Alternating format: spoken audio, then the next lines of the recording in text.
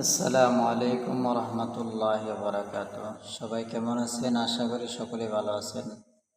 আলহামদুলিল্লাহ, আমিও ভালো আছি। আজকে আপনাদের সামনে কিছু কথা বলার জন্য আসছি। আশা করি শুনলে আপনাদের ফায়দা হবে।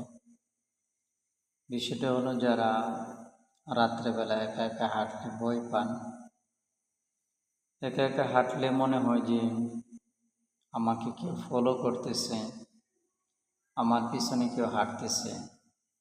সাহস করে যখন পিছন দিক দিয়ে তাকান, দেখেন কাউকে দেখা যায় না, কোনো মানুষ নাই, কোনো কিছু নাই, কিন্তু অনুভব হয় যেন কেউ হাঁটতেছে। পায়ের শব্দ শোনা যায় বা জুতার শব্দ শোনা যায়।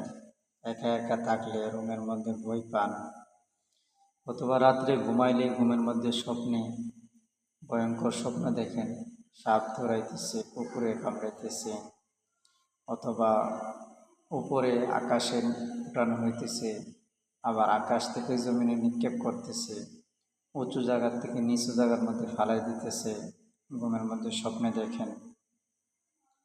অথবা যে বাচ্চাগুলো ঘুমের মধ্যে চমকায় ওঠে, লাফ দিয়ে উঠে, কাঁপুনি দিয়ে উঠে। যারা ভয় পান স্বপ্নের মধ্যে অথবা একা একা থাকলে ভয় পান, তারা অবশ্যই যারা কোরআন হাদিস থেকে চিকিৎসা করে তাদের সাথে যোগাযোগ করবেন। আশা করি এই সমস্যাগুলোর সমাধান হয়ে যাবে।